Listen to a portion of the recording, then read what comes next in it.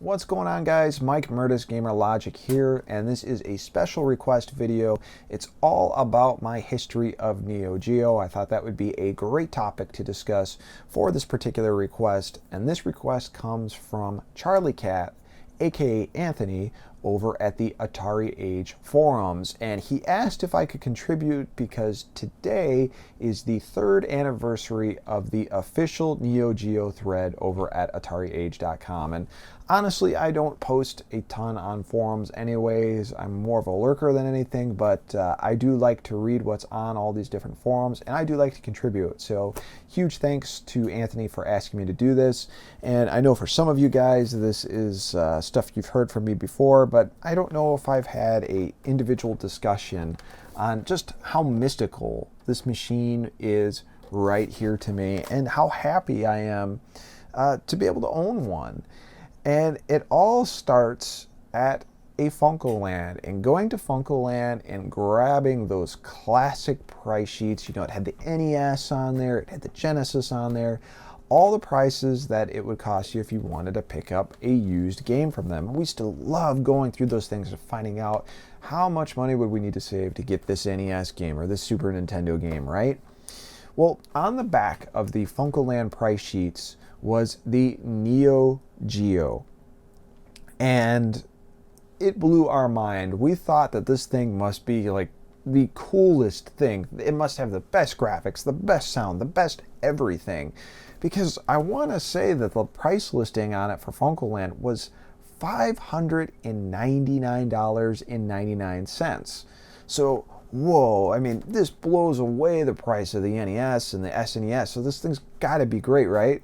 Well, what made it even more mystical to us and even more amazing was the fact that the games themselves for the Neo-Geo AES here was anywhere from like $100, somewhere like $300, somewhere like $400. We're like, oh my God, these games have to look insane. They have to play insane. They just have to be totally nuts.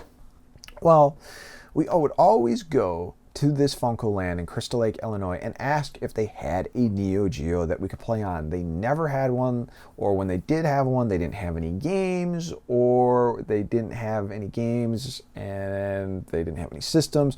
We were never able to see this mystical Neo-Geo system and get our chance to play it and find out, like, why is this thing so much money? Like, there's no way in hell our parents would ever get this thing for us, right? We basically had to beg and plead and share our birthday money together to get a Super Nintendo, so there was no way in hell we were ever going to get a Neo-Geo, but at least, you know, we needed to play the thing.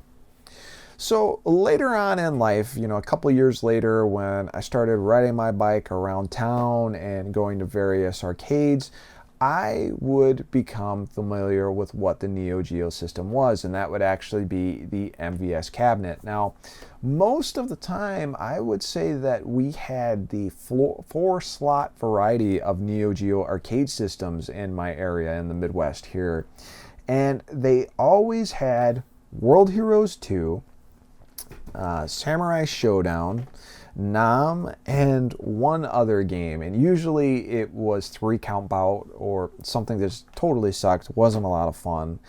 But I always loved going to the Neo-Geo MVS arcade cabinet that was located in an old courthouse.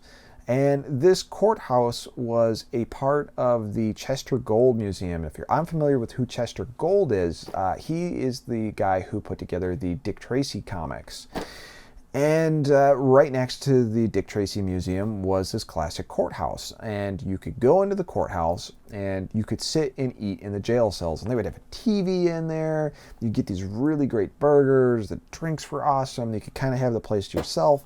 And far back behind the jail cells were all these different arcade games, pinball machines, you name it. And me and my buddy Rick used to love going back there and ordering a burger or whatever else and just digging into the Neo-Geo MVS cabinet there and playing all the different games and seeing how far we could get on them. It was so much fun. That is probably one of my favorite memories of the Neo-Geo MVS itself. And eventually I would learn that the MVS and the AES were basically the same thing, and that the AES was the consoleized version of this, of the MVS actually. So, you know, years later, I'm still collecting games. I'm still playing all these retro games, and you know, I'm exploring the hobby a little bit more.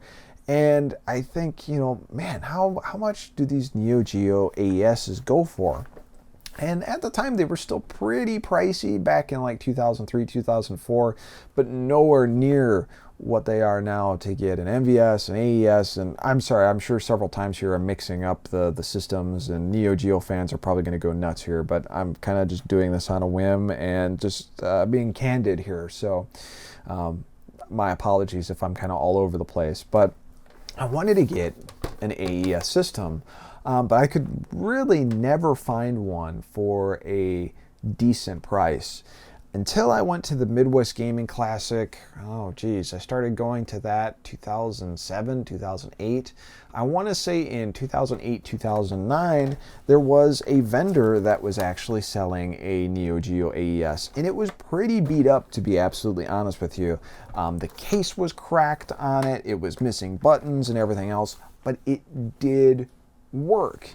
And because it worked, I was able to, you know, say, well, you know, the machine works, but the case is pretty beat up. You know, I really can't totally trust if this thing is going to work. What can you do for me price-wise? Well, I walked out with this thing for 50 bucks. And that's not a bad deal. 50 bucks with, it was Writing Hero. It's not a very good game, unfortunately, but still, I was able to test, make sure the system worked, and bring it home. So you're probably looking at this and wondering, you know, looks like it's in pretty decent shape for having a cracked case and all this stuff. Well, on the forums, various forums and stuff that I've been a part of throughout the years, and other YouTubers and everything, there was a YouTuber that I think his username was Strider. His real name was Freddy. Very, very cool guy. I kind of lost touch with him, unfortunately. But he had a couple Neo Geo AESs, and he was a big, huge fan of the Neo Geo, and he had an extra Neo Geo AES, and he was trying to find out if someone could fix his for him, because it wouldn't boot up, it wouldn't do anything. The board seemed like it was pretty much toasted. So he sent it to a couple people, and he couldn't get it fixed, and he had, you know, basically this dead system with this really nice shell. And I asked him, I said, you know, would you be willing to send me that system? I'll try to fix it. If I can fix it for you, cool. But if I can't, would you be okay with letting me keep the shell to this thing? And what an awesome dude. He didn't charge me anything for it. It ended up the system still wasn't going to work, unfortunately. The motherboard just didn't work. It was dead. He didn't charge me anything for the case, which I thought was super awesome of him. So I was able to clean up the case very nicely, replace it, and now I have a fully working Neo Geo AES system in my possession, along with a few games, and I can still never get over how damn big these AES cartridges are. But this is a system I play off and on. Do I play it as much as I should? No, probably not. And there's times I've thought about selling it. But as a kid, man, this was just something I never ever thought I'd ever get my hands on in a million years. And when I do play this thing, I play it like crazy when I do have a chance to turn it on. And you know, it's just cool having one. It's really cool having one and be able to play it and be able to play that exact arcade experience at home. And being that kid 27 years later that went, you know, hey, you know, 8-year-old me, 7-year-old me, whatever it was, I got the mystical unicorn. So yeah, that's kind of my story of the Neo Geo AES, the MVS, and everything else Neo Geo. I hope you guys enjoyed it, and happy birthday to the official Neo Geo thread on Atari Age. If you've never been on Atari Age, great forum, not a lot of BS there, a lot of nice people, which is honestly hard to find on a lot of forums. So yeah, thanks for watching, and Anthony, thanks for asking if I could do this. This was very fun to do. So until next time, guys, take it easy.